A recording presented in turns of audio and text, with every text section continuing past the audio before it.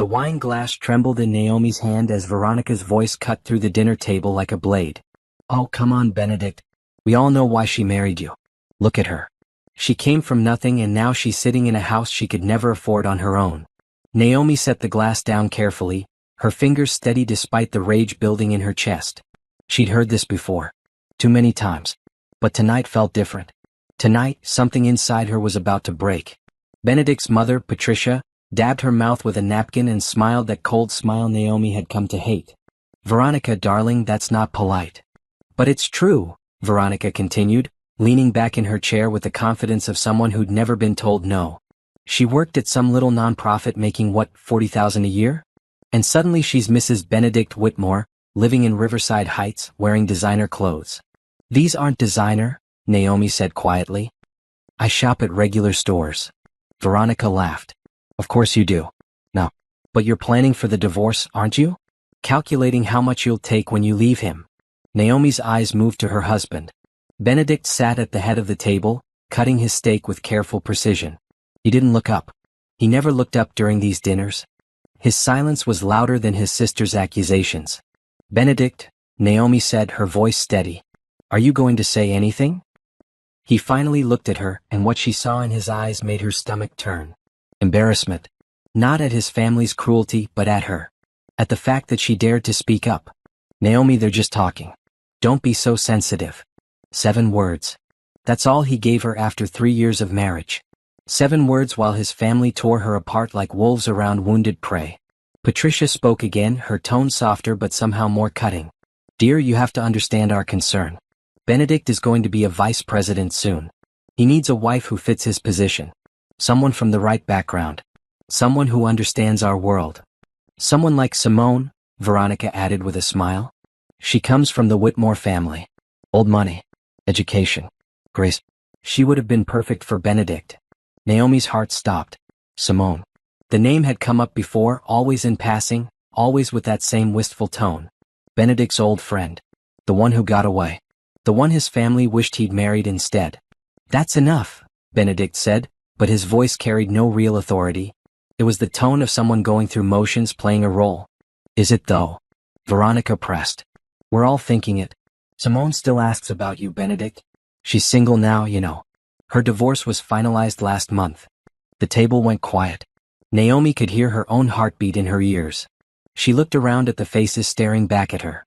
Benedict's father, Howard, who hadn't said a word all evening but nodded along with every insult. Benedict's Aunt Caroline, who clutched her pearls and looked at Naomi like she was something dirty. Even Benedict's younger brother Thomas, usually kind, avoided her eyes.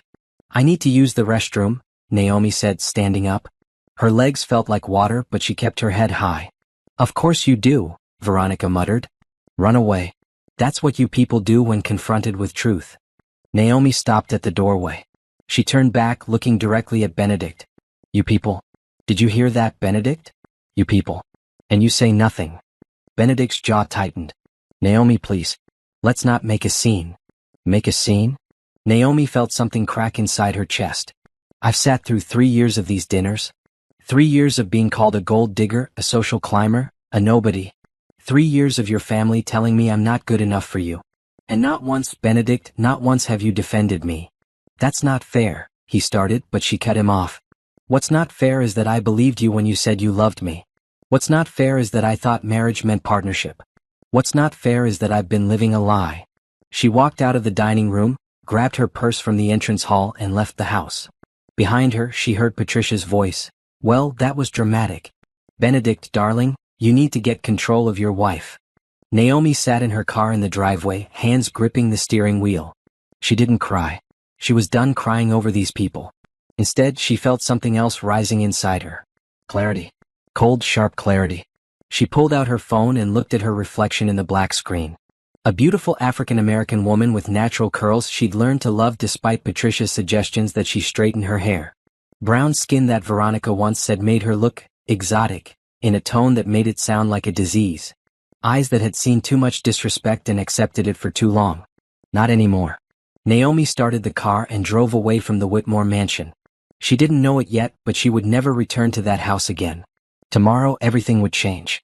Tomorrow she would discover just how deep the betrayal went. But tonight, driving through the city streets with the windows down and the cool air on her face, Naomi made herself a promise. She would never again let anyone make her feel small. She would never again hide who she really was. And she would never, ever let Benedict Whitmore or his family see her cry. The girl they called a gold digger was about to show them what real power looked like. Naomi didn't go home that night. Instead, she checked into a hotel downtown, a nice one that she paid for with a credit card Benedict didn't know about. She ordered room service, took a long bath, and tried to process what had happened at dinner. But sleep wouldn't come. At 2 in the morning, she found herself staring at the ceiling, thinking about Simone. The way Veronica had said her name with such affection. The way Benedict's face had changed when his sister mentioned her. She picked up her phone. Benedict had called 12 times and sent 16 messages. She didn't open any of them. Instead, she did something she'd never done before. She opened Benedict's laptop. She knew his password. He'd given it to her years ago, and logged into his email. At first, she told herself she wouldn't find anything. Benedict was boring. Predictable. He worked long hours at his investment firm and came home tired. He wasn't the type to have secrets.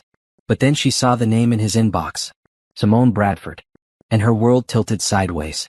The first email was from 3 months ago. Friendly. Casual. So good to run into you at the gallery. We should catch up properly soon. Benedict's response, absolutely. Lunch next week?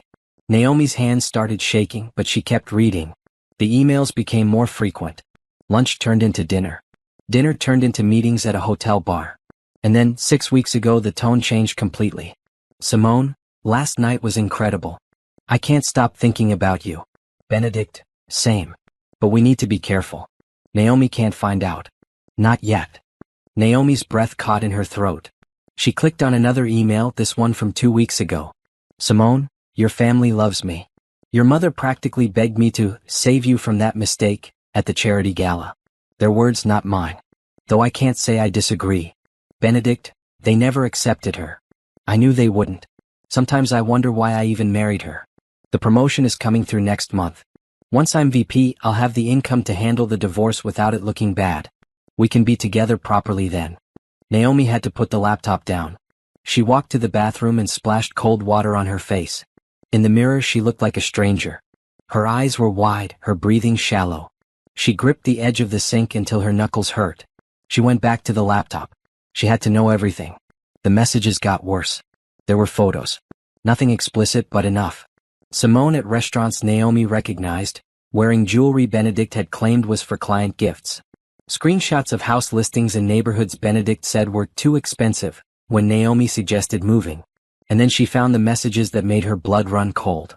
In a thread from last week, Simone had written, "Does she really think those thrift store outfits are fooling anyone? Patricia showed me a photo from your anniversary dinner. The girl looked like she was playing dress up." Benedict's response made Naomi's stomach turn. I know. It's embarrassing sometimes taking her to work events. She doesn't understand our world. She tries, but you can always tell where someone comes from. At least it won't be much longer. Simone, your family will be so relieved. Veronica told me they're planning a welcome back party for when you finally leave her. They want to make sure everyone knows the gold digger didn't win. Benedict, she's not a gold digger. She's just out of her depth. She actually thinks she married me for love.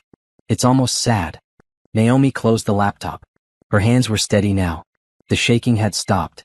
In its place was something cold and clear and absolutely certain. She picked up her phone and made a call. It rang 3 times before a sleepy voice answered. Naomi? It's 2 in the morning. What's wrong? Julian, she said to her brother. I need you to do something for me. Anything. What happened? I need a divorce attorney.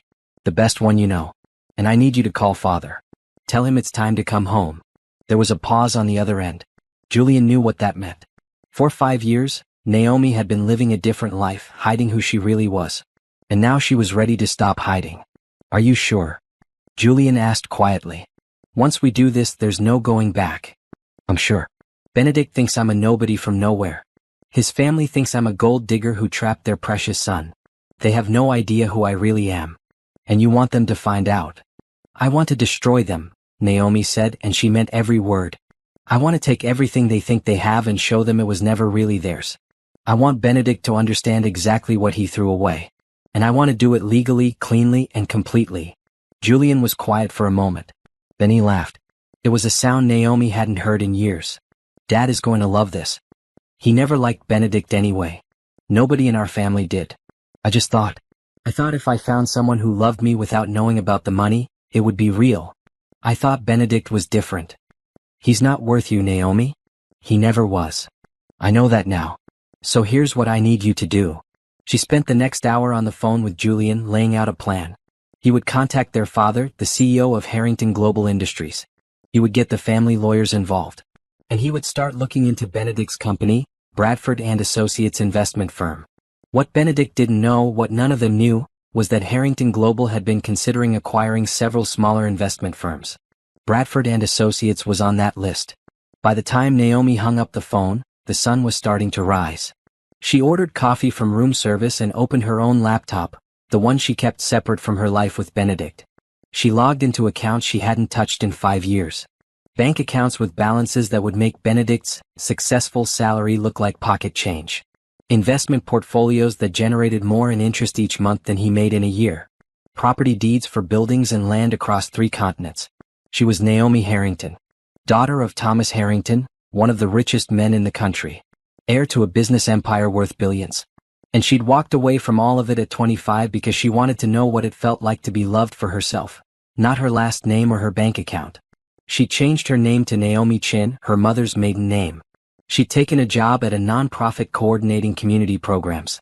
She'd moved into a small apartment and lived on her salary. And when she met Benedict at a friend's wedding, she thought she'd found what she was looking for. He was handsome and charming. He had a good job but wasn't wealthy. He seemed kind. He said he loved her smile, her laugh, the way she cared about people. He never asked about her family or her background. She thought that meant he didn't care about those things. Now she understood. He didn't ask because he'd already decided who she was. Beneath him. Lucky to have him. Naomi looked at her reflection in the laptop screen. The girl who'd been afraid to be herself was gone. The woman looking back at her now was someone different. Someone stronger. Someone who was done being treated like she was nothing. She picked up her phone and sent one message to Benedict. Don't come looking for me. You'll be hearing from my attorney. Then she blocked his number and got to work. She had a husband to divorce, a family to humble, and an empire to reclaim. The Whitmores had called her a gold digger. Soon they would understand she'd never needed their gold at all. She had her own. For the next 2 weeks, Naomi became a ghost. She moved through her life with careful precision, documenting everything while revealing nothing.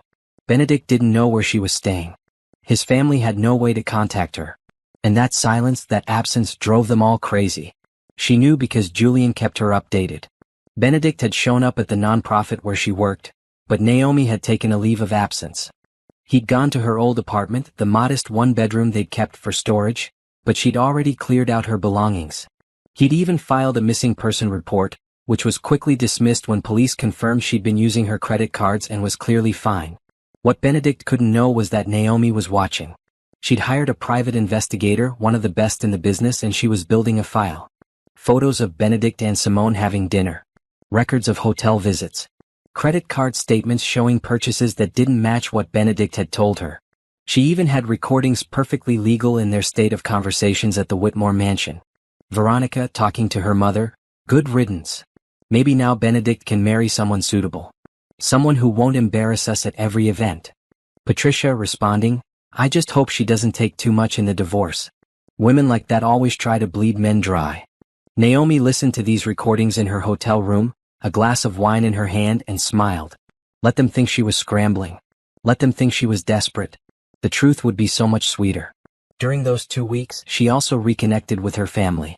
Her father, Thomas Harrington, flew in from New York to meet with her. He was a tall man with silver hair and sharp eyes that missed nothing. When he walked into her hotel suite, he pulled her into a hug that lasted a full minute. My girl, he said quietly. I've missed you. I've missed you too, Dad. He pulled back and looked at her. Julian told me everything. Are you okay? Naomi nodded. I am now. I wasn't. For a long time I wasn't. But I'm done being small. I'm done hiding. Thomas smiled. It was a smile that had intimidated boardrooms and closed billion-dollar deals. Then let's remind the world who you are. But first, let's deal with this Benedict problem. They spent hours going over strategy. Thomas had already put his legal team on it. The divorce would be airtight. Naomi had been smart. She'd never mixed her money with Benedict's. Their apartment was in his name. The cars were his. She kept everything separate, living only on her non-profit salary for 5 years. He won't get a penny from you, Thomas confirmed. But that's not what you want, is it? You want him to understand what he lost. I want him to know he had everything and threw it away, Naomi said. I want his family to understand they mocked someone who could buy their mansion with pocket change. And I want them to live with that knowledge. Revenge is a dish best served cold, Thomas said. And I think we can make this very cold indeed. Tell me about his company. Naomi pulled out her laptop. Bradford and Associates investment firm. Mid-size, about 200 employees. They manage portfolios for wealthy clients. Benedict is about to be promoted to vice president. Thomas made a phone call. 10 minutes later, he hung up and smiled at his daughter. Harrington Global just made an offer to acquire Bradford and Associates. A very generous offer. The board is meeting tomorrow to vote on it. Naomi's eyes widened. You're buying his company? I'm buying several investment firms. Bradford and Associates just moved to the top of the list. And when the acquisition goes through, we'll need someone to manage the transition. Someone smart, capable, and familiar with nonprofit work and community investment strategies. Dad, you've been hiding your talents for 5 years, Naomi. You have an MBA from Harvard. You have experience running programs and managing budgets. And you're a Harrington. It's time to come home. Naomi felt tears prick her eyes. What position? Executive Director of Operations for the investment division. You'll oversee all the firms we acquire, including Bradford and Associates. Which means effectively you'll be Benedict's boss. The irony was perfect. Too perfect. Naomi started laughing, and once she started, she couldn't stop.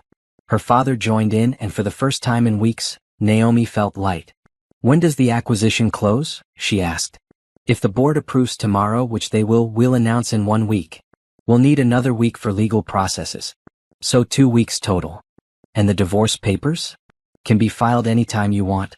My recommendation? File them the same day we announce the acquisition. Maximum impact. Naomi thought about it. Benedict at his office, probably celebrating his upcoming promotion. Papers served in front of his colleagues. And then the announcement that his company had been bought by Harrington Global, and that the woman he'd called an embarrassment was now part of the executive leadership team. Perfect, she said. Let's do it. Over the next week, Naomi transformed. She moved out of the hotel and into a penthouse apartment in the city's most exclusive building. She went shopping, not at thrift stores but at the boutiques she'd avoided for 5 years. She got her hair done at a salon that required appointments 6 months in advance, but where they made room for a Harrington. She also started preparing for her new role. She met with the Harrington Global team, reviewed files on Bradford and Associates, and studied their client portfolios. She was good at this work. She'd always been good at it. She'd just been pretending she wasn't. Julian came to visit her one evening.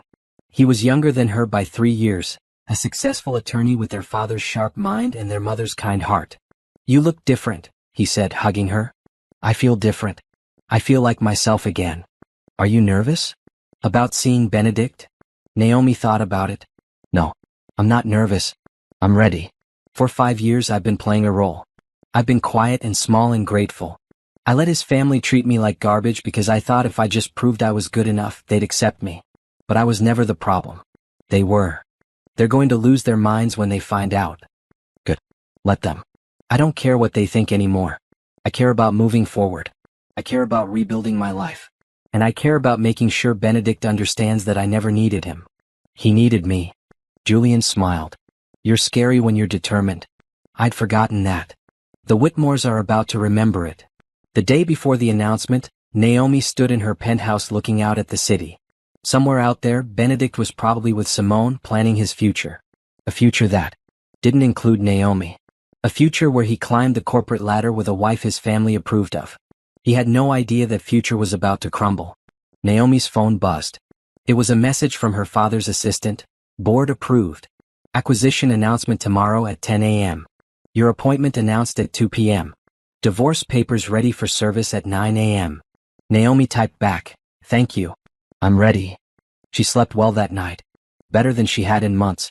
Because tomorrow the girl they'd called a gold digger was going to show them what she was really made of. And it wasn't gold. It was steel. 28 years ago, Naomi had been born into luxury. Her first breath was drawn in a private hospital wing. Her first home was a mansion with 12 bedrooms. Her first toy was probably worth more than most people's cars.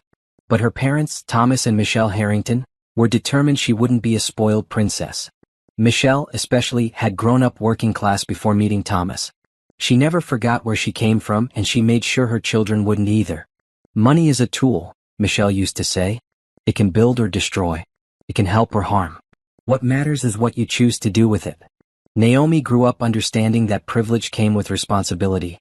She volunteered at soup kitchens as a teenager.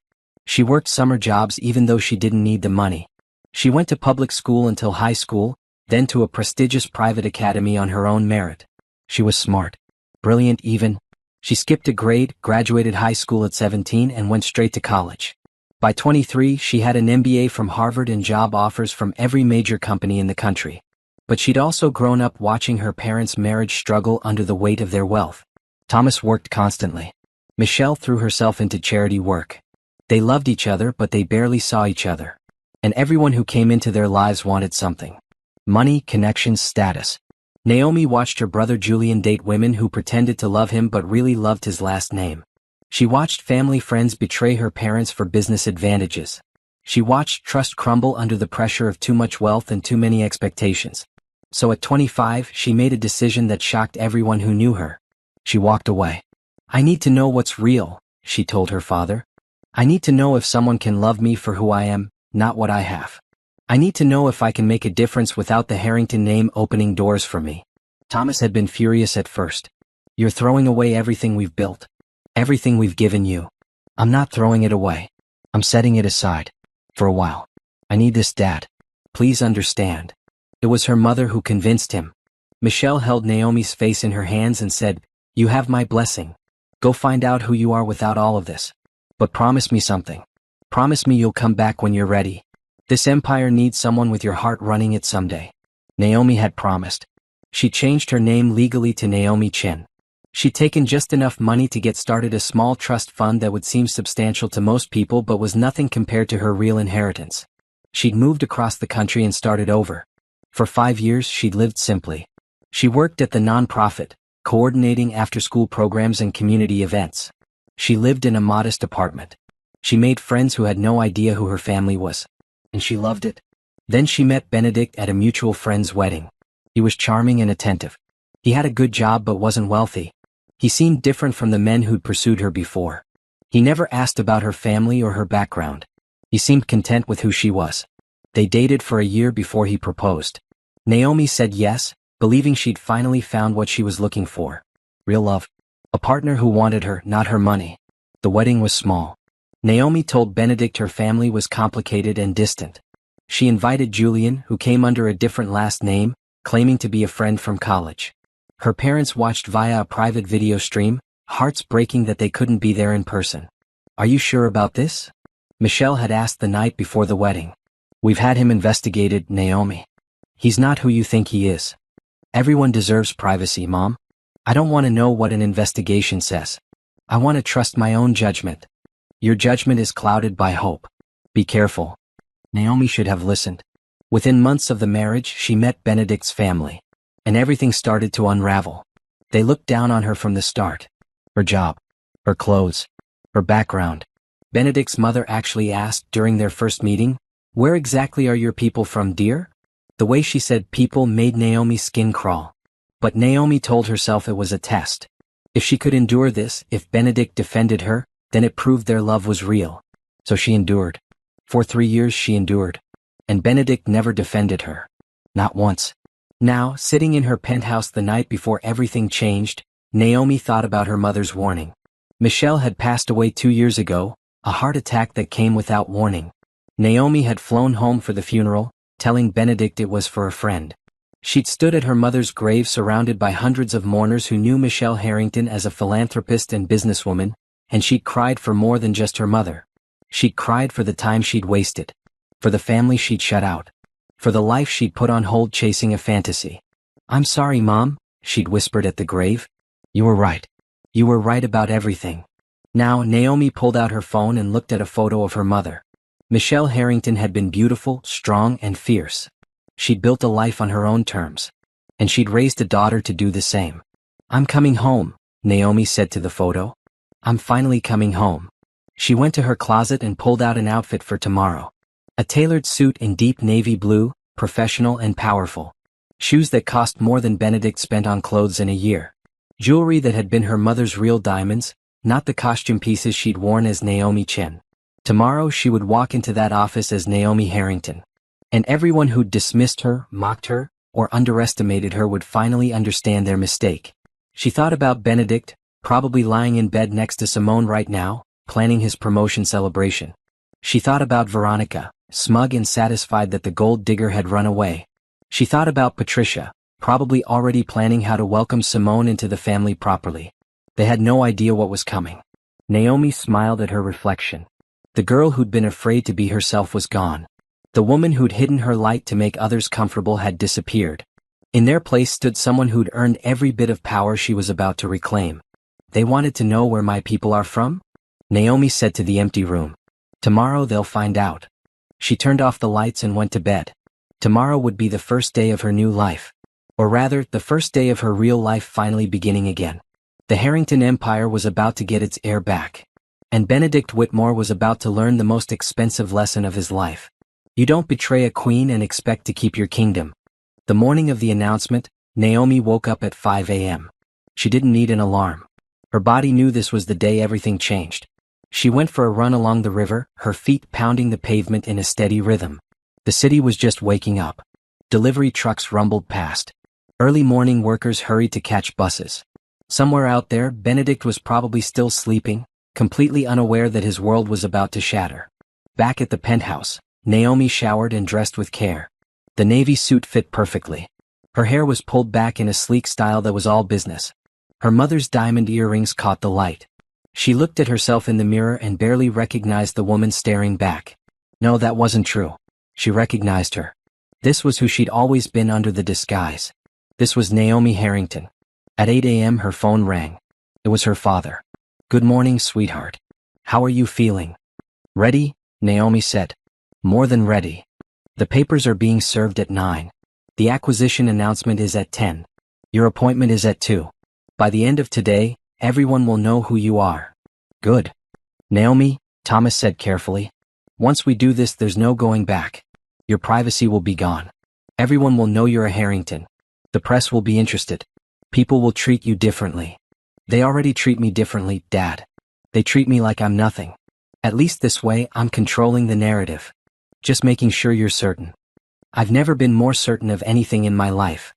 At 8:30, Julian arrived at her penthouse with coffee and bagels. "Big day," he said, handing her a cup. "Huge day," Naomi agreed. "I have something for you." Julian pulled out a folder. "The final divorce papers. Signed by you, ready for service. And a little gift, a complete financial analysis of what Benedict thought he was getting in a divorce versus what he's actually getting." Naomi opened the folder. The analysis was brutal. Benedict had clearly been planning for this. He'd been documenting expenses, probably thinking he could claim Naomi owed him for maintaining her lifestyle. He'd even consulted with a divorce attorney about asset division. What he hadn't realized was that all the assets were his. The apartment, the cars, the furniture. Naomi had purchased nothing in her own name. She'd lived like a guest in his life. "He gets nothing," Julian said, "because there's nothing to get from Naomi Chen. That identity owns nothing but a 12-year-old Honda and a savings account with $40,000. And Naomi Harrington? Naomi Harrington owns property in 6 states, has investment accounts worth hundreds of millions, and is about to become one of the highest-paid executives at Harrington Global. But Benedict isn't married to Naomi Harrington. He's married to Naomi Chen. 2 different people, legally speaking." Naomi smiled. "He's going to lose his mind. He's going to lose a lot more than that. Dad's already spoken to the board at Bradford and Associates. Benedict's promotion is being postponed pending the acquisition transition. There are also some questions about his expense reports. Apparently, those dinners with Simone were billed as client meetings." "Ethics violation," Naomi said. "Major ethics violation. He could lose his job entirely." At exactly 9 a.m., Naomi's phone buzzed. A text from the process server. Papers delivered to Benedict Whitmore at his office. Signed and witnessed. Naomi imagined the scene. Benedict at his desk, probably reviewing presentations for his promotion announcement. A stranger walking in with an envelope. The confusion on his face as he opened it and saw the word divorce in bold letters across the top. She almost felt sorry for him. Almost. At 9:45, Naomi and Julian left for the Harrington Global headquarters. It was a massive building downtown, all glass and steel, with the Harrington name in letters 3 feet tall across the front. Naomi hadn't been here in 5 years. Walking through the doors felt like coming home. Employees nodded at her as she passed. Some looked confused. Who was this woman walking with such confidence through their building? Others, the ones who'd been there longer, looked shocked. They recognized her. Is that, she heard someone whisper. It can't be. She hasn't been here in years. That's Naomi Harrington, Thomas's daughter. By the time she reached the executive floor, word had spread. Her father's assistant, Gloria, who'd known Naomi since she was a child, burst into tears. Oh honey. Welcome home. Naomi hugged her. It's good to be back, Gloria. At 10 a.m. sharp, Thomas Harrington stood in the main conference room before a gathering of press, employees, and investors. Naomi watched from the side, Julian beside her. Good morning, Thomas began. Thank you all for coming. Today, I'm pleased to announce that Harrington Global Industries has successfully acquired Bradford and Associates investment firm, along with 3 other mid-size investment companies. This acquisition strengthens our position in the financial services sector and allows us to better serve our clients. The press asked questions. Financial reporters scribbled notes. And somewhere across town at Bradford and Associates, employees were probably scrambling to understand what this meant for their jobs. What it meant for Benedict was about to become very clear. At 2 p.m. there was another press conference. This time Thomas stood with Naomi beside him. I'd also like to make a personnel announcement, Thomas said. Effective immediately, my daughter, Naomi Harrington, will be joining Harrington Global as Executive Director of Operations for our investment division. Naomi has been away from the company for several years, gaining experience in nonprofit management and community development. She brings a unique perspective and a deep commitment to ethical business practices. She'll be overseeing the integration of our newly acquired firms, including Bradford and Associates. Cameras flashed. Reporters shouted questions.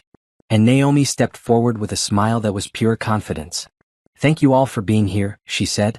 I'm excited to return to Harrington Global and to bring my experience to this new role. Our goal is to ensure these acquisitions benefit not just our shareholders, but also the employees and clients of these firms. We believe in doing business with integrity, transparency, and respect for everyone involved. A reporter raised her hand. Miss Harrington, you've been out of the public eye for years. Where have you been? Living my life, Naomi said simply. Learning, growing, understanding the world outside of corporate boardrooms. That experience will inform everything I do in this role. Another reporter, will you be working directly with the Bradford and Associates team? Absolutely. I'll be visiting their office next week to meet with employees and leadership. I believe in hands-on management and building relationships with the people who make these companies successful. What she couldn't say with cameras rolling, was that she couldn't wait to see Benedict's face when she walked into his office as his boss. The press conference ended. Naomi shook hands with investors and executives. Everyone was congratulating her, welcoming her back. And through it all, her phone kept buzzing with messages. Benedict, what the hell is going on? Did you know about this? Benedict, you're a Harrington? How is that possible? Benedict, call me. Now. We need to talk. Benedict, the divorce papers say you have no assets. That's a lie. You're going to pay for this. Benedict, answer your phone, Naomi. She didn't answer. She didn't even read them all. Instead, she handed her phone to Julian. Block him, she said. Block his whole family. I don't want to hear from any of them. With pleasure, Julian said, fingers flying over the screen. Done. They're all blocked. They have no way to contact you now except through attorneys. Perfect. That evening, Naomi sat in her father's office, looking out at the city. Thomas poured them both a drink. You did well today, he said. Thank you. Felt good. It felt right. What happens next? Next, I do my job. I go to Bradford and Associates. I meet with the team. I show them I'm qualified and capable. And if I happen to run into Benedict, well, that's just business. Thomas smiled. You're your mother's daughter. She would have loved this. She would have told me I was being too nice. They both laughed. Outside, the city lights twinkled. And somewhere in that city, Benedict was probably losing his mind, trying to understand how his poor, nobody wife was actually a billionaire heiress who now controlled his career. Naomi raised her glass. To new beginnings. To getting what you deserve, Thomas countered. They drank, and Naomi felt a weight lift off her shoulders. For 3 years she'd been carrying the burden of being less than she was. Of making herself small so Benedict could feel big. Of accepting disrespect and calling it love. That burden was gone now. And in its place was power. Real power. The kind that came from knowing your own worth and refusing to settle for less. The Whitmores thought they'd won when Naomi disappeared. They thought the gold digger had run away in shame. They had no idea the queen had just reclaimed her throne. The day after the announcement, all hell broke loose in Benedict's world. Naomi knew this because Julian was keeping her updated. He'd made friends with some of the attorneys at Bradford and Associates, and the gossip was flowing freely. Benedict didn't show up to work today, Julian reported over breakfast. Apparently he called in sick. But 3 people saw him at a bar downtown at 9 a.m., and he was already drunk. And Simone? Naomi asked. In the office trying to pretend everything is fine. But HR called her in for a meeting about those expense reports. Turns out billing personal dinners as business expenses is a fireable offense, especially during an acquisition when everything is under review. Naomi nodded, sipping her coffee. She felt no sympathy. These were natural consequences of their own choices. Her phone rang. It was Gloria from her father's office. Naomi, there's a woman here demanding to see you. Patricia Whitmore. She says she's your mother-in-law and it's urgent. Naomi's eyebrows rose. Tell her I'm not available. I already did. She won't leave. She's making a scene in the lobby. Naomi sighed. Call security. Have them escort her out. And Gloria, make sure there's a record of this. I want documentation of every attempt they make to contact me. Understood. Julian looked at her. Patricia is here? Was here. Security is removing her. I told you they'd lose their minds. An hour later, Veronica tried to visit Naomi's penthouse. The doorman, following strict instructions, didn't let her up. She tried to wait in the lobby, but after 2 hours, building security escorted her out as well. Then came the emails. Dozens of them from Benedict's entire family. All blocked, but Julian was monitoring them through a separate account. Patricia, Naomi, we need to talk about this misunderstanding. I'm sure we can work this out as a family. Veronica, you lied to all of us. You pretended to be poor. How dare you make fools of us? But we can move past this if you'll just talk to Benedict. Howard, Benedict's father, young lady, this is unacceptable behavior. You owe my son an explanation and a fair settlement. Call me immediately. Even Thomas, Benedict's brother, sent a message. Naomi, I'm sorry for how my family treated you. I should have said something. But please talk to Benedict. He's falling apart. Naomi read the messages with Julian and felt absolutely nothing. No anger. No sadness. Just a cold, clear certainty that she'd made the right choice. They still don't get it, she said. They think they can demand explanations. They think I owe them something. They think the world revolves around them, Julian said. They're about to learn it doesn't. On the 3rd day after the announcement, Naomi visited Bradford and Associates for the first time as Executive Director of Operations. She wore a charcoal gray suit and her mother's pearls. Her hair was styled perfectly. She looked every inch the powerful executive she was. The Bradford and Associates building was nice but not spectacular. 15 floors in a decent part of town. The lobby had the firm's name in gold letters, but Naomi knew that would be changing soon. It would be Bradford and Associates, a Harrington global company. She was greeted by the managing director, Philip Bradford himself. He was a man in his 60s, distinguished and nervous. Miss Harrington, he said, shaking her hand. Welcome. We're honored to have you here. Thank you, Mr. Bradford. I'm looking forward to working with your team. Shall we start with a tour? As they walked through the office, employees stared. Naomi could hear whispers following her. That's her. That's Benedict's wife. Ex-wife, you mean? Did you see the divorce papers? I heard she's worth billions. Billions. And he cheated on her. He's such an idiot. He had everything and threw it away. Naomi kept her face neutral, professional. She shook hands with department heads, asked intelligent questions about their work and took notes. She was friendly but not familiar. Competent but not cold. And then, as they passed a corner office, she saw him. Benedict stood at his desk, staring at his computer screen. He looked terrible. His suit was wrinkled. His tie was crooked. His eyes were red and swollen. When he looked up and saw her, the color drained from his face. "Naomi," he said, stepping toward the door. Philip Bradford stepped between them smoothly. "Mr. Whitmore, Ms. Harrington is conducting a tour. Please return to your work." "But she's my wife." "I'm not your wife," Naomi said calmly. "I'm your director. And you should address me as Ms. Harrington in a professional setting." Benedict looked like she'd slapped him. "Naomi, please. We need to talk. You can't just—" "Actually, I can. I'm very busy, Mr. Whitmore. If you need to discuss something work-related, please schedule a meeting through my assistant." "Work-related? Our marriage is falling apart and you want me to schedule a meeting?" Philip Bradford stepped forward. "Mr. Whitmore, this is inappropriate. Return to your office now or I'll have to call security." Benedict looked at Naomi like he was seeing a stranger. "Who are you? You're not the woman I married." "You're absolutely right," Naomi said. "The woman you married was playing a role. Pretending to be less than she was so you could feel important. That woman is gone. This is who I really am." She turned and walked away, Philip Bradford following. Behind her, she heard Benedict say something, but she didn't care enough to listen. The tour continued. Naomi met with the HR director, the chief financial officer, and several senior portfolio managers. She was impressed with most of them. They were smart, dedicated, and clearly good at their jobs. In a conference room with the leadership team, Naomi addressed them directly. "I know this acquisition has caused uncertainty," she said. "I know you're worried about your jobs and the future of this firm. Let me be clear about my priorities. I'm here to make this company stronger, not to destroy it. I believe in the work you do. I believe in ethical business practices and treating clients with respect. If you share those values, you have nothing to worry about." She paused, letting that sink in. "However, I also believe in accountability. During our review process, we've discovered some irregularities in expense reports and client billing.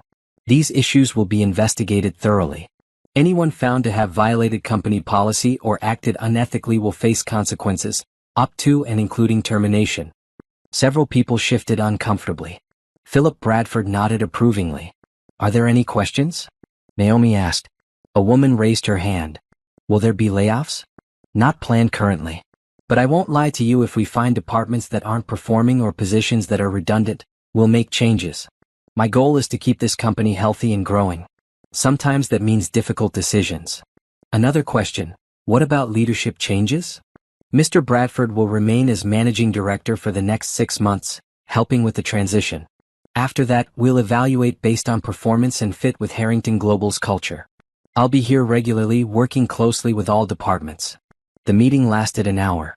By the end, Naomi felt she'd established herself as someone to be taken seriously. She wasn't just the boss's daughter playing executive. She knew what she was doing. As she was leaving, Philip Bradford walked her to her car. "That was impressive, Ms. Harrington. You have a gift for leadership." "Thank you. I learned from the best." "About Benedict Whitmore," Philip said carefully. "His position here is complicated now. The expense report issues are serious. And his personal situation is affecting his work. I'm not vindictive, Mr. Bradford. I don't want to destroy anyone's career. But I also won't protect someone who's violated company policy. Investigate the expense reports. If he's guilty of fraud, handle it accordingly. If he's cleared, then judge him on his work performance. My personal history with him doesn't factor into business decisions." Philip looked relieved. "That's very professional of you." "I am a professional.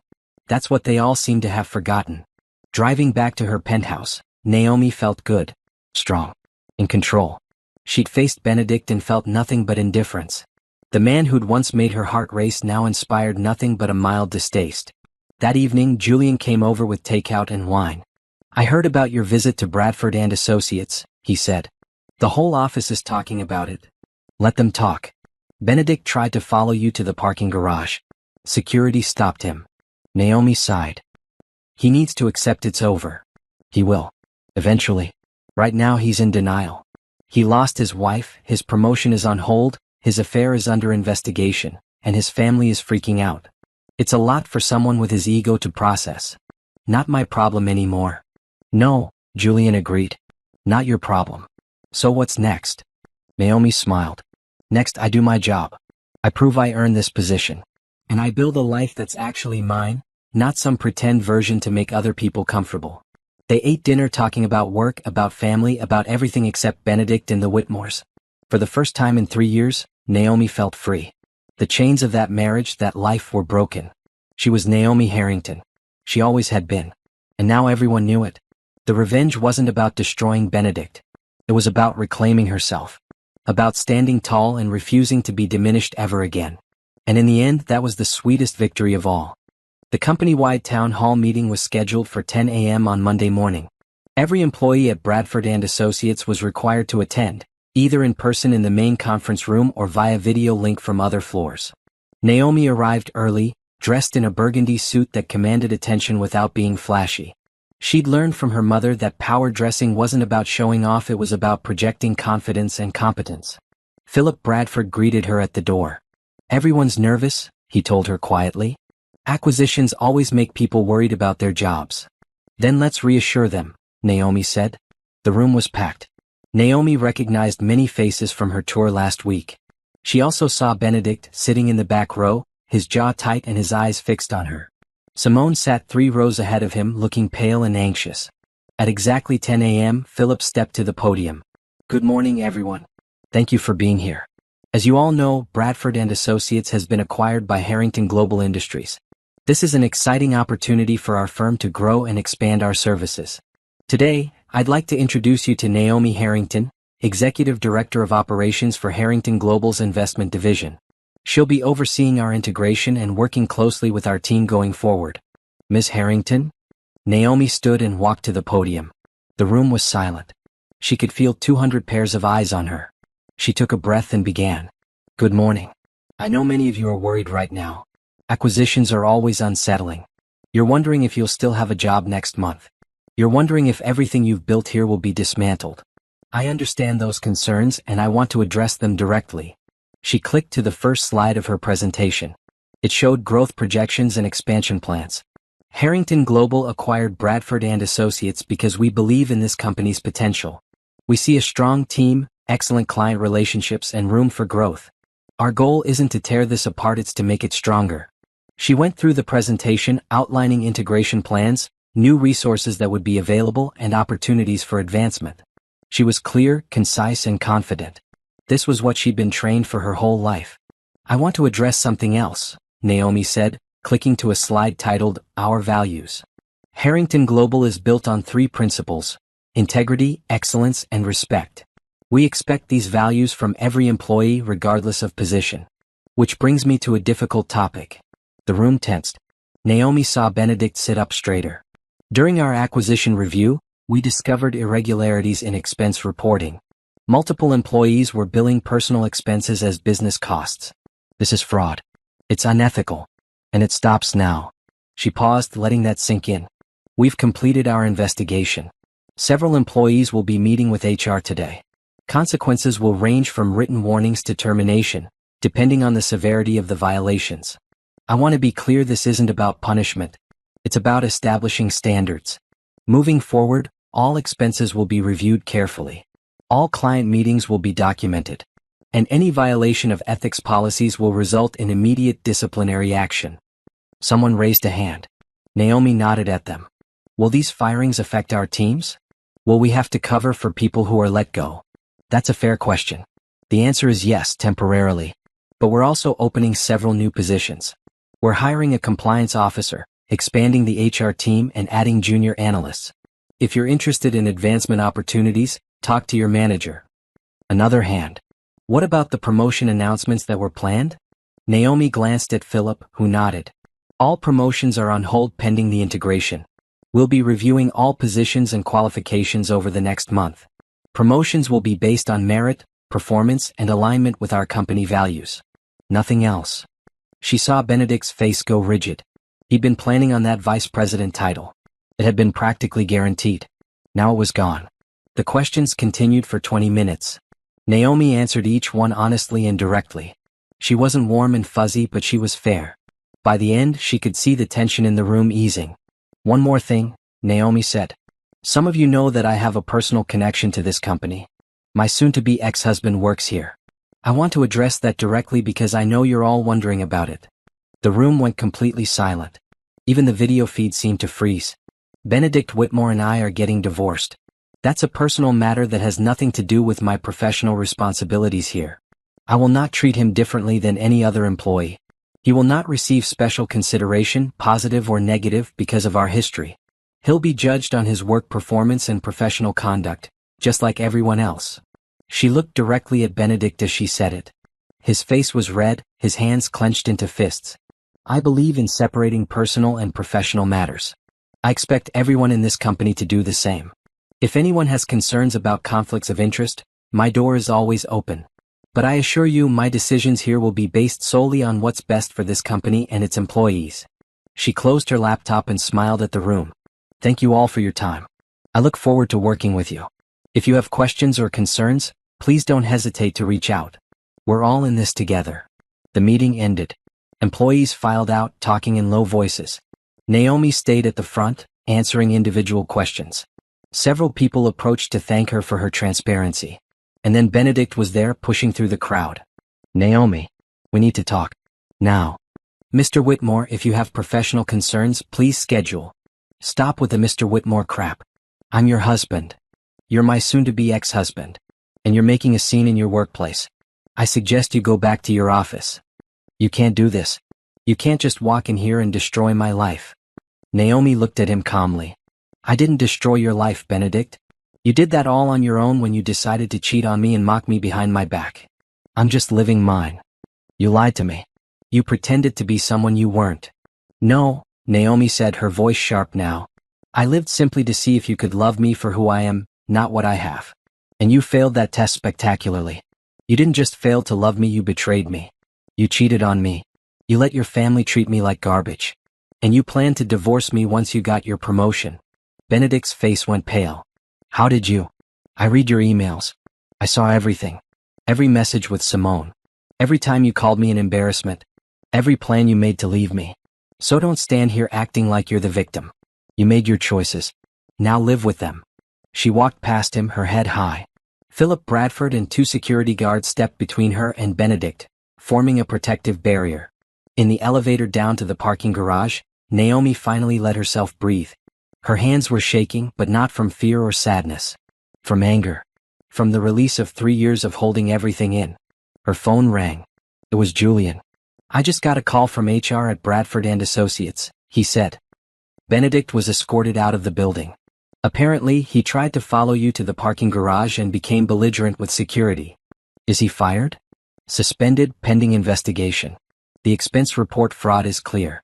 He billed over $50,000 in personal expenses as business costs. That's criminal, Naomi. He could face charges. Naomi closed her eyes. She didn't want Benedict to go to jail. She just wanted him gone from her life. Let HR handle it.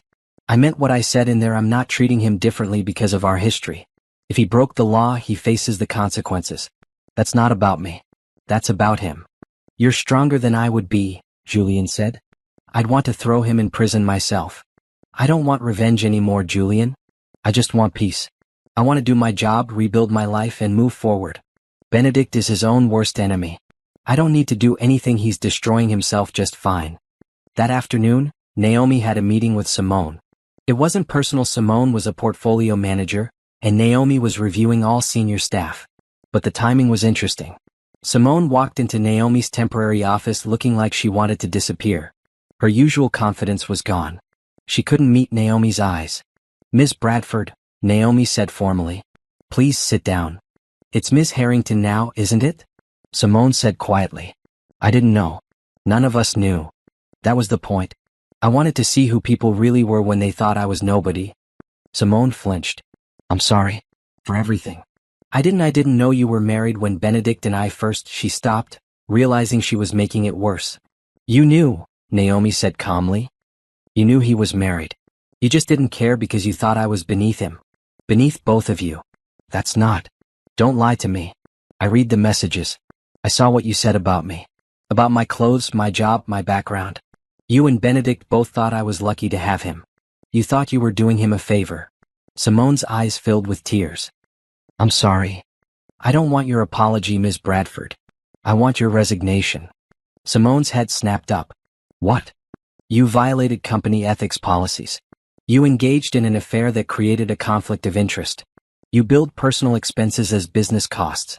And you created a hostile work environment by discussing another employee's personal life inappropriately. Any one of those is grounds for termination. All of them together? You should be grateful I'm giving you the option to resign. This is because of Benedict. This is because of you, Naomi said firmly. Your choices. Your actions. Benedict will face his own consequences.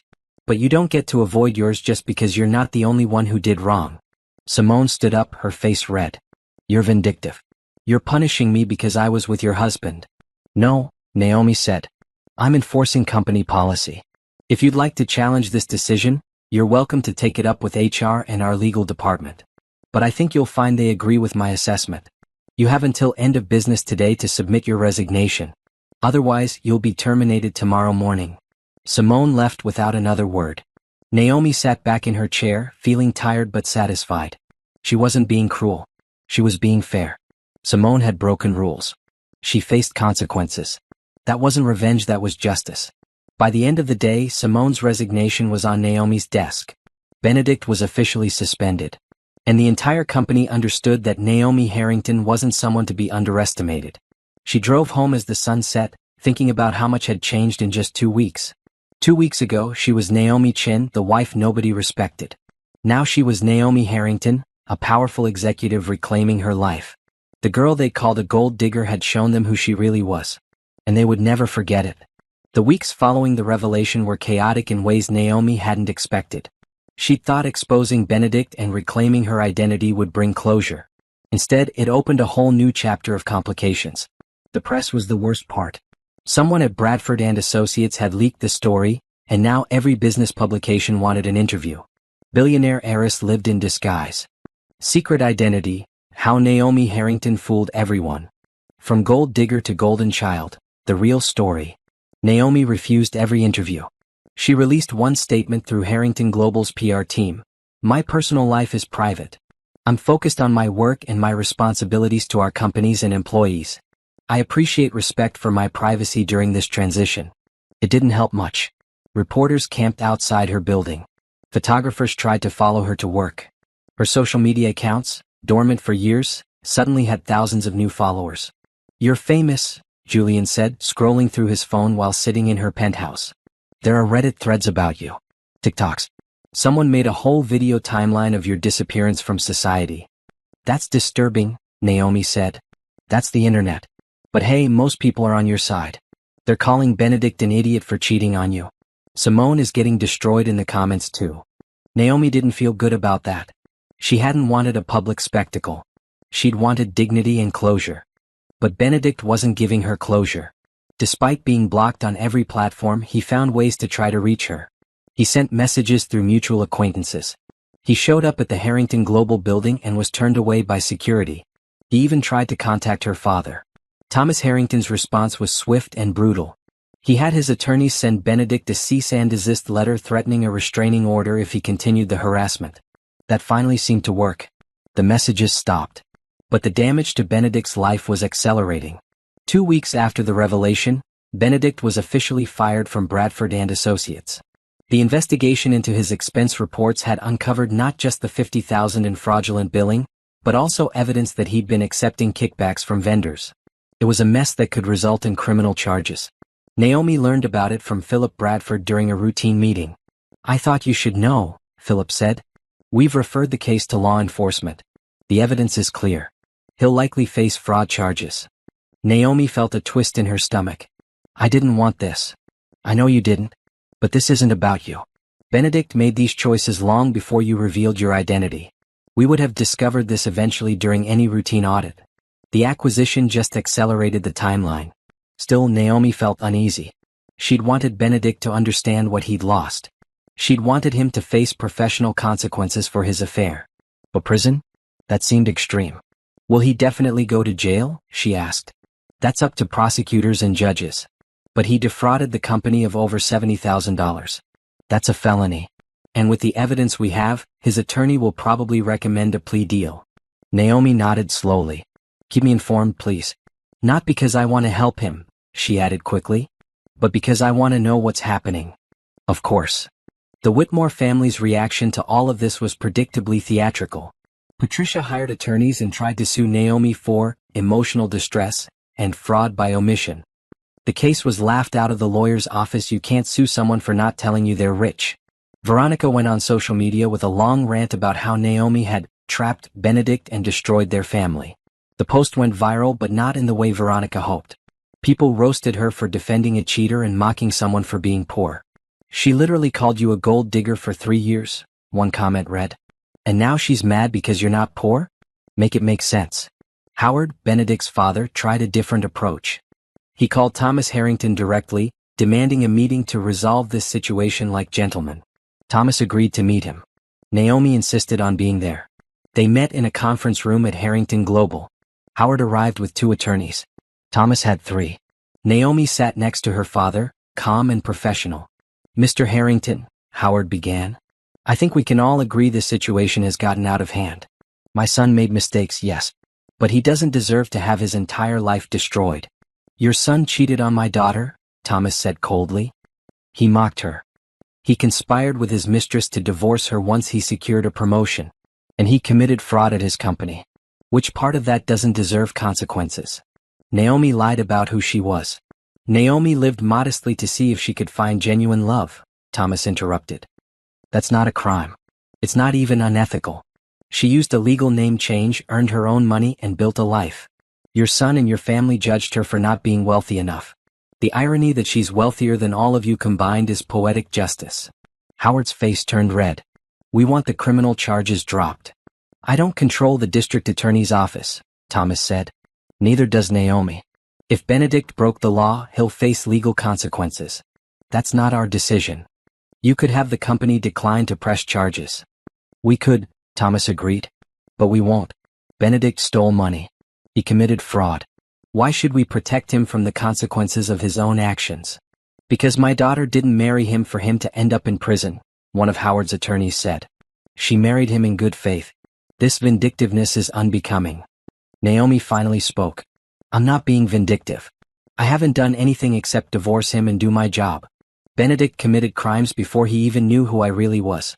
Those crimes were discovered during a routine acquisition review. I didn't plant evidence. I didn't make him steal money. He did that all by himself. You revealed your identity specifically to humiliate him, Howard argued. I revealed my identity to stop living a lie, Naomi said firmly. I was tired of being treated like I was less than human because I didn't come from money. I was tired of your family mocking me. I was tired of Benedict cheating on me while planning to divorce me for someone you all like better. So yes, I took my life back. If Benedict feels humiliated, good. He should. But that's not the same as me causing his legal problems. The meeting went in circles for another hour. Eventually, Howard and his attorneys left with nothing.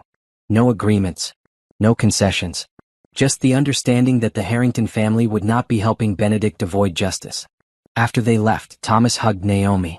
You okay? I'm tired, she admitted. I thought this would be over by now. I thought I'd feel free. Instead, it feels like I'm still tied to him because of all this drama. It will end, Thomas promised. Soon. Benedict will either take a plea deal or go to trial. Either way, there will be resolution. And then you can truly move on. I hope so. That evening, Naomi sat in her penthouse with a glass of wine, looking out at the city. She thought about the past 3 years, about the woman she'd been pretending to be, and the woman she really was. She'd wanted to find love without the complications of wealth. Instead, she'd found a man who would have loved her more if she'd been honest about her money. The irony was brutal. Her phone rang. A known number. She almost didn't answer, but something made her pick up. Hello? Naomi. It was Benedict's voice. He sounded broken. Please don't hang up. She should have. She knew she should have. But something in his tone made her stay on the line. How did you get this number? I have my ways. Please just listen. 5 minutes. That's all I'm asking. Naomi sighed. Fine. 5 minutes. I'm sorry. For everything. I was an idiot.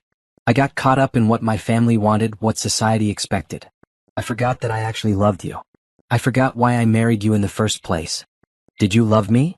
Naomi asked. Really? Because your messages with Simone said otherwise. Benedict was quiet for a moment. I convinced myself I didn't. It was easier that way. Easier to justify the affair, to plan the divorce. But now, seeing what I've lost, I realize I was lying to myself. That's not my problem anymore, Benedict. I know. I know I messed up. I know you'll never take me back. I just needed you to hear me say I'm sorry. And that I wish I'd been different. Better. Worthy of you. Naomi felt tears prick her eyes, but they weren't tears of sadness. They were tears of release. This was the closure she'd needed. Not Benedict begging to get back together, but Benedict finally understanding what he'd thrown away. I appreciate you saying that, Naomi said quietly. But it doesn't change anything. We're done. We were done the moment you cheated on me. Maybe before that, when you stopped defending me to your family. This isn't about the money or the identity reveal. It's about respect. And you never really respected me. I know. You're right. The divorce will be final soon. I hope you figure out your legal situation. I really do. Not because I care about you anymore, but because I don't wish prison on anyone. But Benedict, after this call, don't contact me again. Move on with your life. Let me move on with mine. Okay, he said, his voice thick. Goodbye, Naomi. I really am sorry. Goodbye, Benedict. She hung up and let the tears fall. Not for Benedict, not for their marriage, but for the time she'd lost believing in something that was never real. But with those tears came relief. This chapter was closing. Finally, truly closing. Tomorrow she would wake up as Naomi Harrington, free from her past and ready for her future. And that future looked bright. 3 months after the revelation, Naomi's life had settled into a new normal. The press had mostly moved on to other stories. The divorce was finalized, a quick, clean split since there were no shared assets to divide. And Benedict had taken a plea deal that resulted in probation, restitution, and community service instead of prison time. Naomi was relieved about that last part. She hadn't wanted Benedict to go to jail. She just wanted him to face consequences. And he had. His career in investment management was over. His reputation was destroyed. His family's social standing had taken a massive hit. The Whitmores had tried one last time to salvage their image. They'd released a statement claiming they'd been deceived by Naomi and that they'd always welcomed her, despite her humble background. The statement was so tone-deaf that it became a trending topic on social media, with people mocking them for days. After that, they finally went quiet. Naomi never heard from them again. She threw herself into her work at Harrington Global. The integration of Bradford and Associates and the other acquired firms was complex but rewarding. She traveled to different offices, met with teams, and implemented new policies and procedures. She was good at it. Better than she'd expected. The years she'd spent working at the nonprofit had taught her skills that served her well now: how to listen to people, how to solve problems creatively, how to build consensus. Combined with her business education and her understanding of the industry, she became a respected leader quickly. Philip Bradford, who'd stayed on to help with the transition, pulled her aside one day with a smile. I have to admit, when you first walked in here I was worried. I thought you were just the boss's daughter playing executive, but you've proven me wrong. You're the real deal, Naomi. You've earned everyone's respect. Thank you, Philip. That means a lot. Have you thought about what comes next? After the integration is complete?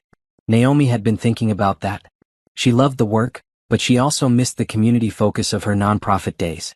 She'd been talking with her father about starting a new division at Harrington Global focused on socially responsible investing and community development. I have some ideas, she said, but I'll share them when they're more developed. The hardest part about the past 3 months hadn't been the work or the public attention. It had been facing the fact that she'd lost 3 years of her life to a relationship that was built on a lie. She'd been 28 when she married Benedict. She was 31 now, divorced and starting over. Sometimes, late at night, she wondered if she'd ever trust anyone enough to try again. If she'd ever believe someone could love her for herself and not her money or her name. Her therapist, Dr. Williams, helped her work through those feelings. Yes, she'd hired a therapist. It turned out that hiding your identity for 5 years and then having your life explode in public view was traumatic, even when you were the one who'd set off the explosion. You're grieving, Dr. Williams told her during one session. Not for Benedict or your marriage, but for the time you lost. For the version of yourself you were trying to be. That's valid. Let yourself feel it. So Naomi did. She felt angry sometimes. Sad sometimes. But mostly she felt free. 6 months after the revelation, Harrington Global held its annual charity gala. It was a massive event, with hundreds of guests, A-list entertainment, and millions of dollars raised for various causes. Naomi had attended every year as a child, then disappeared from it during her 5-year hiatus. This year she was back. And this time she wasn't hiding. She wore a stunning emerald green gown that had been her mother's. Her hair was styled in elegant curls. Her mother's diamonds sparkled at her throat and ears. When she walked into the ballroom on her father's arm, conversation stopped. "You look just like her," Thomas whispered. "Your mother would be so proud." Naomi blinked back tears. "I wish she was here." "She is. Always." The evening was magical. Naomi reconnected with old family friends. She met business leaders and philanthropists. She gave a speech about Harrington Global's new community investment initiative, which received a standing ovation. And then, during a break between speakers, she stepped out onto the terrace for some air. That's where she met Dante. He was standing at the railing looking out at the city lights. He was tall, with dark skin, kind eyes, and a smile that seemed genuine. He was also clearly uncomfortable in his tuxedo, tugging at his bow tie like it was strangling him. "First time at one of these?" Naomi asked. He laughed. "That obvious?" "Yeah, my company designed the renovations for this hotel. They insisted I come as a guest since our work is being showcased. I'm an architect, not a socialite. This isn't really my scene." "I understand that feeling. I'm Naomi." "Dante. Nice to meet you." He shook her hand and his grip was warm and firm. "So what's your story? You look like you belong here, but you sound like you'd rather be somewhere else." Naomi smiled. "It's complicated. I grew up coming to these events. Then I took a break for a while. Now I'm back and I'm still figuring out where I fit." That's refreshingly honest for a fancy party. Usually people just talk about their accomplishments and their portfolios. "Is that what people have been talking to you about?" "When they talk to me at all.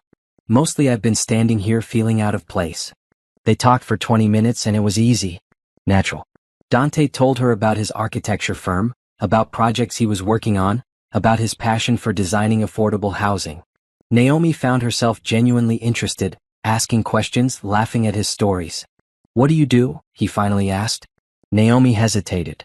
This was the moment. She could be honest or deflect. With Benedict, she'd hidden the truth and it had destroyed everything. She wouldn't make that mistake again. "I work for Harrington Global Industries. I'm the executive director of operations for our investment division." Dante's eyebrows rose. "Harrington? As in Thomas Harrington? This is his event, right?" "Right. He's my father." Dante blinked. "Oh, so you're not just working there. You're part of the family." "The family?" "Yes. Is that a problem?" He thought about it then smiled. "I don't know yet. Can I buy you a coffee sometime and find out?" Naomi laughed, surprised and delighted. "You want to buy me coffee? Do you know where we are right now? A fancy party where everything is free. But I'm talking about real coffee. From a regular coffee shop. Where we can talk like normal people instead of." He gestured at the ballroom. "Whatever this is." "I'd like that," Naomi said. "I'd really like that." They exchanged numbers. When Naomi went back inside, she was smiling. Not because she thought Dante was her future or because she was ready to jump into anything serious, but because for the first time in months, she'd met someone who seemed interested in her as a person, not as a Harrington or an ex-wife or a headline. Felt like a new beginning. A real one. Over the next few months, Naomi and Dante saw each other regularly. Coffee turned into dinners. Dinners turned into walks in the park and visits to art galleries. He met Julian, who approved. He even met Thomas, who was cautiously optimistic. "He seems genuine," her father said after meeting Dante for the first time. "But I'm having him investigated anyway." "Dad, I'm protecting you. That's my job. If he's really as good as he seems, the investigation will confirm that. If he's not, I'm saving you from another Benedict." The investigation came back clean. Dante was exactly who he said he was. A successful architect from a middle-class family, no secret agenda, no hidden motives. Just a good man who happened to find Naomi interesting. By the one-year anniversary of her divorce, Naomi's life looked completely different from what it had been. She was thriving at work, launching new initiatives that combined profit with purpose. She'd reconnected with old friends and made new ones. She'd bought a house, not a penthouse this time, but a beautiful brownstone with a garden where she could plant flowers. And she was happy. Genuinely, truly happy in a way she hadn't been in years. One Sunday morning, she sat in that garden with coffee, reading the newspaper. The business section had an article about Harrington Global's latest acquisition and Naomi's role in it. The headline read, "Naomi Harrington proves she's more than just a name." She smiled, thinking about how far she'd come. From the girl who hid her identity to find love, to the woman who reclaimed her power and found herself. Her phone buzzed with a text from Dante. "Brunch at our spot? I have something I want to talk to you about." Naomi texted back, "See you in an hour." She didn't know what he wanted to talk about. Maybe their relationship. Maybe his latest project. Maybe nothing important at all. But she knew one thing for certain. Whatever came next, she was ready for it. She was Naomi Harrington. She'd survived betrayal, reclaimed her life, and built something real. And she would never let anyone make her feel small again. 1 year and 3 months after the revelation, Naomi stood in the conference room at Harrington Global, presenting her vision for the company's future to the board of directors. Community-focused investing isn't just good ethics, she explained, clicking through her presentation. It's good business. When we invest in affordable housing, local businesses, and sustainable development, we create long-term value that benefits everyone. Our returns are strong, our reputation improves, and we make a real difference in people's lives. The board members nodded approvingly. Her father sat at the head of the table looking proud. Next to him, Julian grinned at her. After the presentation, the board voted unanimously to approve Naomi's proposal. She would be heading up a new division focused entirely on socially responsible investing. It was everything she'd wanted: the resources and reach of Harrington Global combined with the mission-driven work she'd loved at the nonprofit. "You did it," Julian said, hugging her after the meeting. "Mom would be losing her mind right now. This is exactly what she always hoped Harrington Global could become." "I know," Naomi said softly. "I feel her with me every day." That evening, Dante picked her up for dinner. They'd been dating for 8 months now, taking things slow and building something real. He knew her history. She knew his. There were no secrets, no pretending, no games. He took her to a new restaurant in the neighborhood where he'd grown up. The food was amazing soul food that reminded Naomi of Sunday dinners at her grandmother's house when she was young.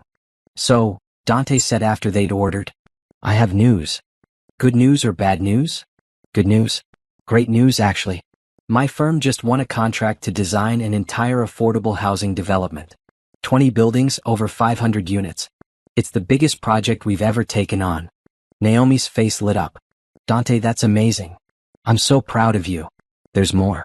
The development is being funded by a consortium of investors focused on community development. And guess which investment firm is managing the funding?" Naomi's eyes widened. "No. Yes. Your new division at Harrington Global. We're going to be working together." They both laughed at the coincidence. Or maybe it wasn't a coincidence. Maybe it was proof that they were both committed to the same values, the same goals. "Can we date while working on the same project?" Naomi asked. "Is that allowed?" "As long as we disclose the relationship and maintain professional boundaries during work hours, yes. I already checked with my company's ethics board. They said it's fine as long as we're transparent about it." "Transparency," Naomi said. "I like that. I'm done with secrets." After dinner, they walked along the river hand in hand. The city sparkled around them, full of life and possibility. "Can I ask you something?" Dante said. "Anything. Are you happy? Really happy? Because sometimes I see you get this look like you're somewhere else in your head. And I want to make sure this us is what you want." Naomi stopped walking and turned to face him. "I'm happier than I've been in a long time. You're right that sometimes I get lost in my head. I'm still processing everything that happened. The marriage, the divorce, the revelation. But that's not about you. That's about me healing from something that hurt me deeply. I can wait. I will wait. However long you need. I know you will. That's part of why this is different. You're patient. You're honest. You see me for who I really am, and you don't want me to be anyone else. Benedict always wanted me to be different. Smaller. Quieter. Less ambitious. You celebrate who I am. Because who you are is incredible," Dante said simply. "You're brilliant and driven and kind. Why would I want you to change that?" Naomi kissed him, there on the riverbank with the city lights reflecting off the water. It was a kiss full of promise and hope and the beginning of something real. 3 months later, Naomi was featured on the cover of Forbes magazine. The headline read, "Naomi Harrington, Redefining Corporate Responsibility." In the interview, she talked about her vision for ethical investing, her new division at Harrington Global, and her commitment to creating positive change through business. She also addressed the scandal that had made her famous. "I spent 5 years trying to find authentic love by hiding who I was," she told the interviewer. "What I learned is that authenticity can't be built on deception, even well-intentioned deception. My ex-husband couldn't love the real me because he never knew the real me. That was partly my fault for hiding and partly his fault for never bothering to look deeper. Do you regret the experience? I regret the pain. I regret the time lost. But I don't regret the lessons. I learned what I'm capable of surviving. I learned that my worth isn't determined by how others see me. And I learned that real love requires honesty, respect, and equality. I won't settle for anything less again. Are you in a relationship now? Naomi smiled. I am. And this time, I'm being completely honest about who I am from day one. It makes all the difference. 6 months after that, Dante proposed. Not at a fancy restaurant or a public event, but in Naomi's garden on a quiet Sunday morning.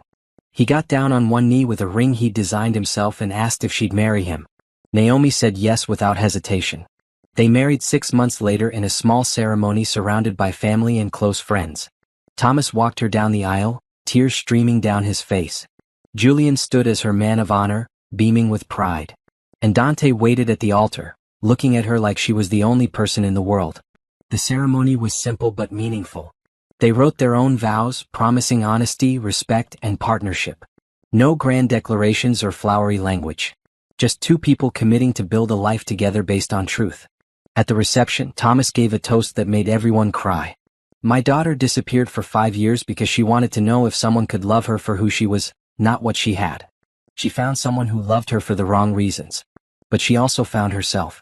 She rediscovered her strength, her purpose, and her power. And now she's found someone who loves her for all the right reasons. Dante, welcome to our family. Take care of her. Always, Dante promised. Years passed. Naomi's division at Harrington Global became a model for corporate responsibility. Her initiatives were copied by other companies. She spoke at conferences and universities about ethical investing and social impact. She and Dante bought a bigger house when their first child was born, a daughter they named Michelle, after Naomi's mother. 2 years later, they had a son, Thomas, after Naomi's father. Naomi's life was full in ways she'd never imagined.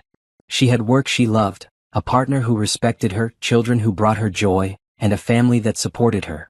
One day, while cleaning out her office, she found an old photo from her wedding to Benedict. She looked at it for a long time, studying the face of the young woman who'd been so desperate to be loved that she'd hidden her true self. You were so brave, she whispered to that younger version of herself. You took a risk. It didn't work out the way you hoped, but you survived. You more than survived. You thrived. She threw the photo away. She didn't need it anymore. That chapter of her life was closed. As for Benedict, Naomi occasionally heard updates through mutual acquaintances. He'd moved to another city and started over in a different field. He'd never married again. His family's social standing had never fully recovered. Naomi didn't take pleasure in his struggles, but she didn't feel guilty about them either. Benedict had made his choices. He'd faced the consequences. That was life. She'd made her choices too. She'd chosen honesty over hiding, strength over submission, self-respect over the approval of people who didn't value her. And those choices had led her here, sitting in her garden on a Sunday morning, her daughter playing nearby, her son napping inside, her husband making breakfast in the kitchen. The sun was warm, the flowers were blooming, and Naomi was finally, completely, happily herself. They'd called her a gold digger. They'd said she was lucky to have Benedict. They'd mocked her for being poor and dismissed her for being beneath them. But in the end, she'd been the one with everything. Not because of money, though she had that. Not because of status, though she had that too. But because she'd learned to value herself. Because she'd refused to accept less than she deserved. Because she'd found the courage to be honest about who she was and demand that others accept her or leave. That was the real power. Not wealth or position or revenge. But self-knowledge. Self-respect, and the absolute certainty that she was enough, exactly as she was. Naomi Harrington smiled, picked up her daughter, and went inside to have breakfast with her family. The girl who'd hidden was gone. The woman who'd emerged was stronger than she'd ever imagined. And her story was just beginning.